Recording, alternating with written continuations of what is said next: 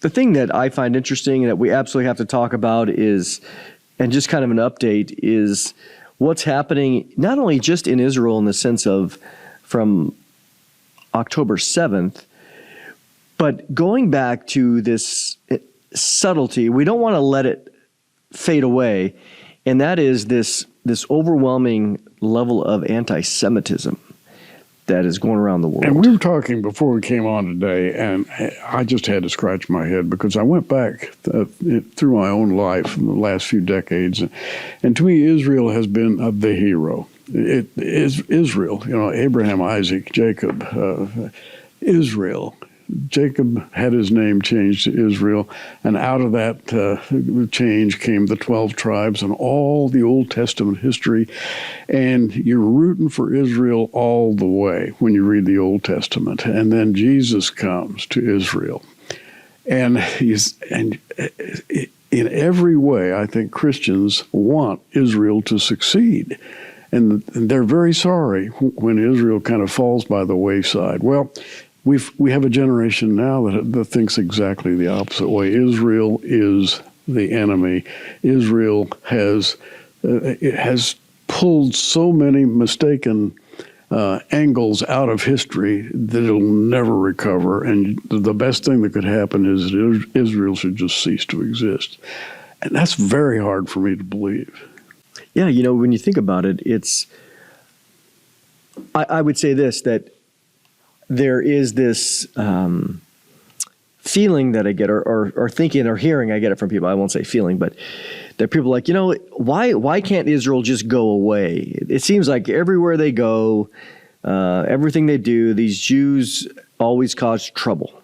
Yes. And if you look at the last 2,000 years, there has been trouble has followed them. And it makes you realize that Satan hates the Jews. He hates them because God chose them, going back to Abraham. He hates them because Jesus is Jewish, and Jesus certainly is the epitome of he's the perfect Jew. And of course, salvation comes through him, and he's at war with Jesus, certainly, no doubt. But when we think about history, we also know from the future that the Jews are very central in the return of Jesus at the end of the tribulation period.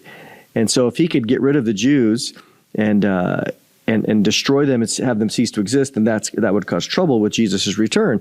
But when we look at there's let me say it this way, Gary, that God gave them very specific rules, 613 commandments. Yes. And made them a very unique people. And he did that to keep them separate from the pagan nations.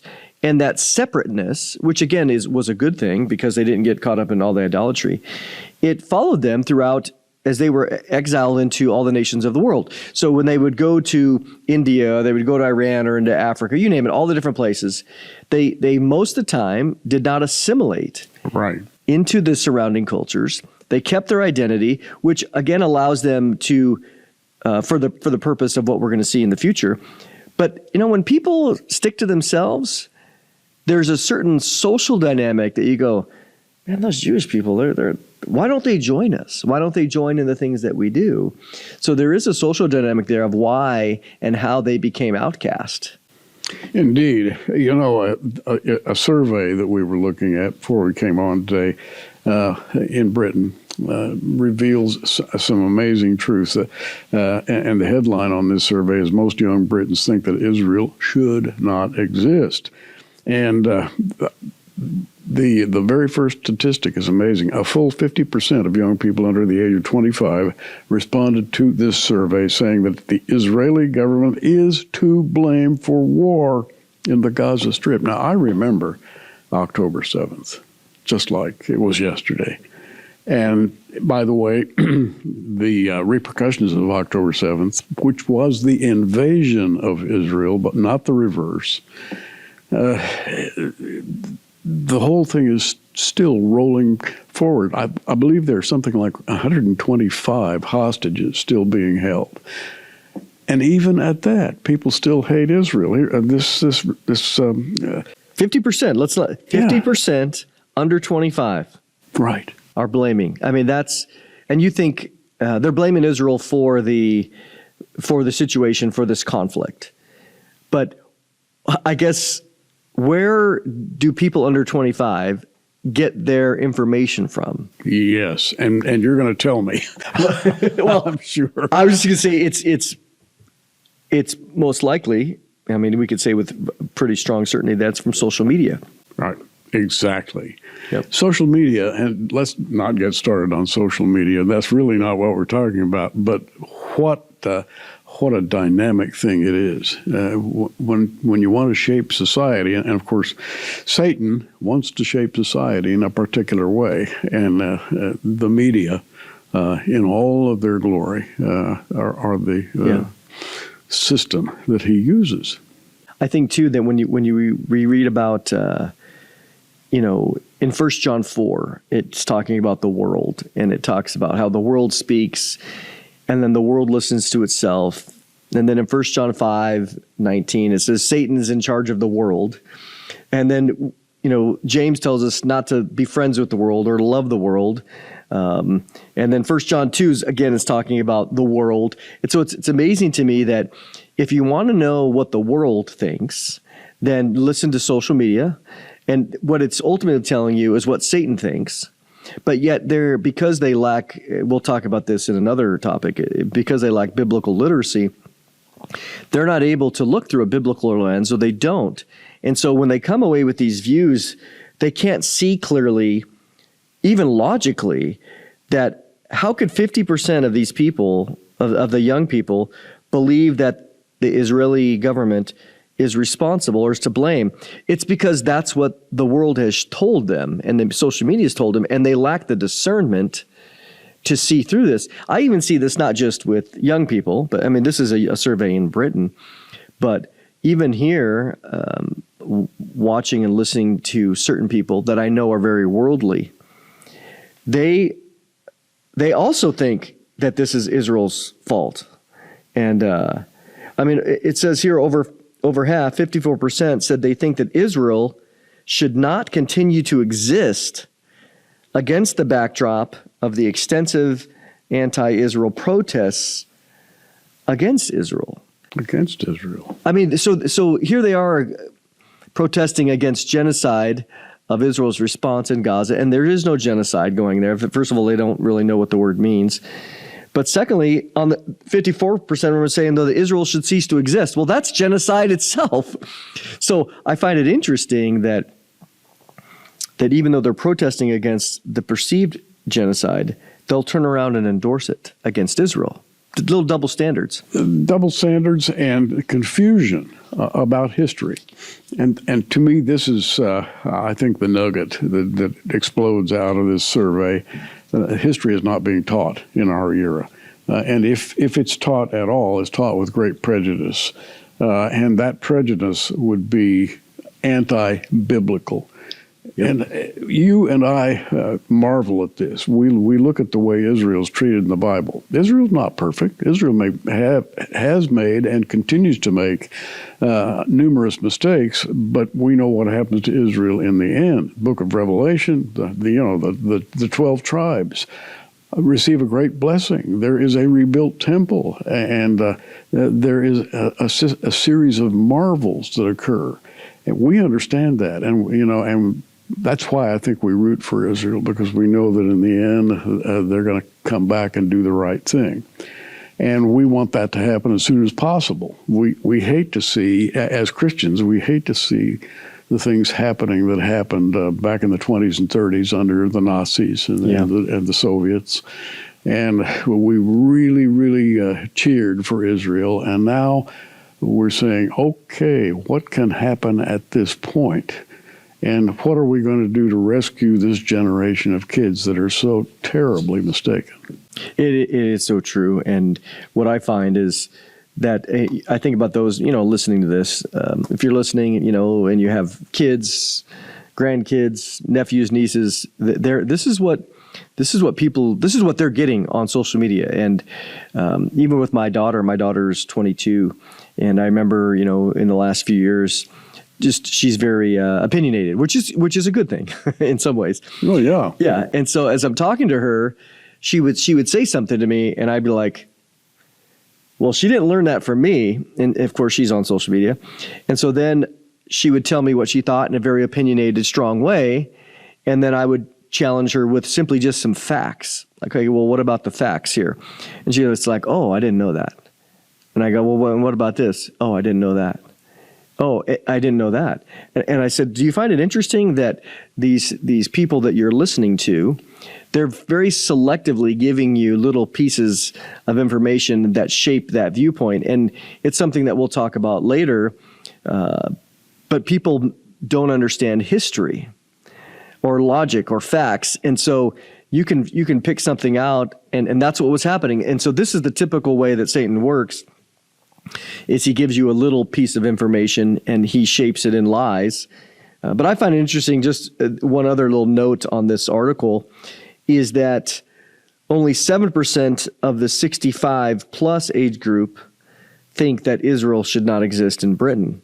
So the older group, why is it, Gary, that the older group, only 7% is saying that Israel should not exist, but the young group, over 50% of them say it? I mean, does age, is it simply a matter of age? What's the difference between a 65-year-old and a 20-year-old?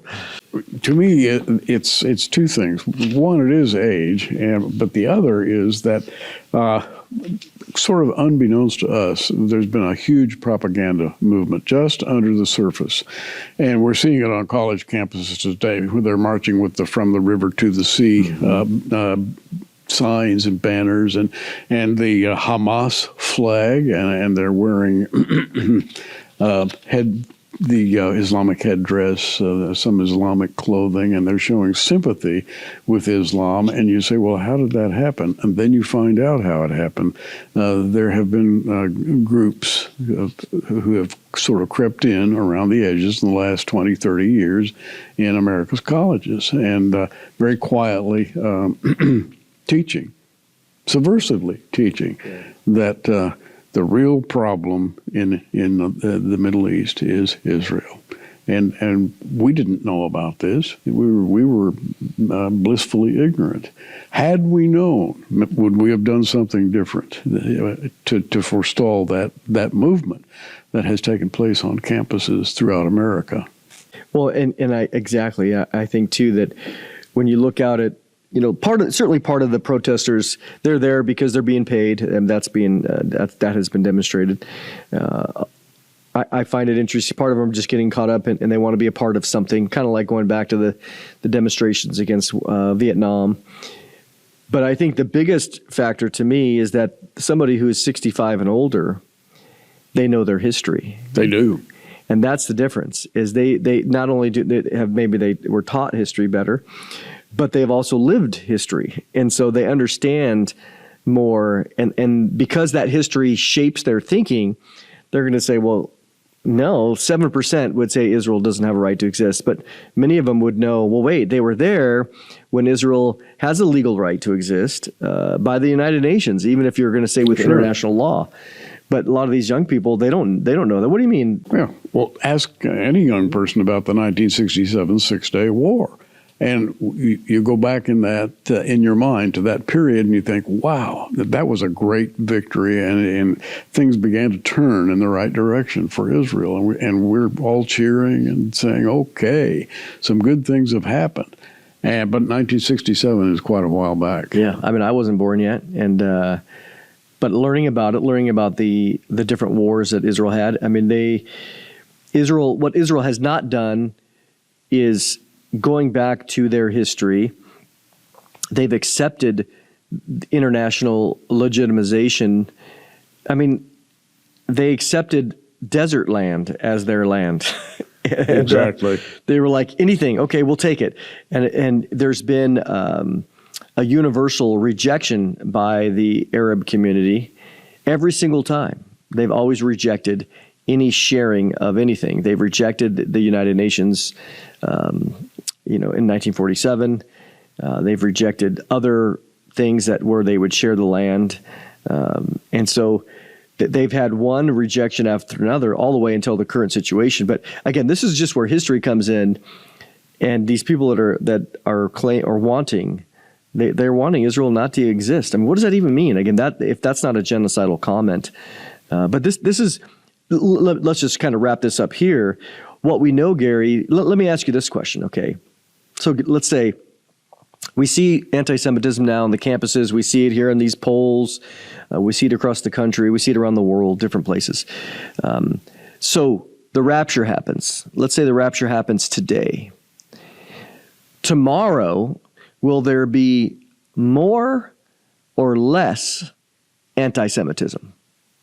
More, without a doubt, in my opinion, because the friends of Israel, people who really study their Bible and who have seen Israel from the days of Abraham, Isaac, and Jacob all the way to the book of Revelation. They've studied it. Their pastors have taught them about Israel, and they have cheered for Israel. Go Israel, you know. And so I think Bible-believing Christians, when they leave, I pity Israel.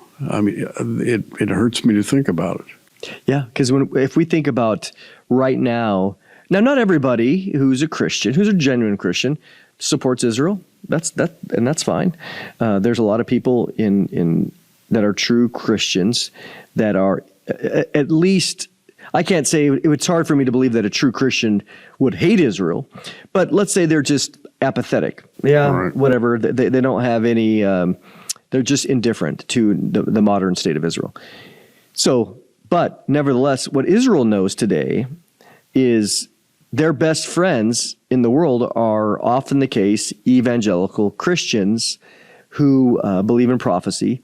And so they go out of their way to have, prayer breakfasts together and other things. So excuse me, you can imagine when Israel wakes up tomorrow and all the evangelical Christians who were their greatest supports in many ways are gone. And it'd be like, the world would be in chaos, no doubt. The rapture is going to bring chaos. But all of a sudden now their friends are removed from the earth, and that will not go well. Because we know that the tribulation period is going to be very anti-Semitic. In Revelation 12, Satan goes after them full time to commit genocide. But the Lord still loves the 12 tribes. And you go to that book of Revelation, and, I'm tempted to open my Bible right now and start reading from Revelation about what happens to the 12 tribes. And then Ezekiel, the closing chapters of Ezekiel that talk about the great temple that's going to be built.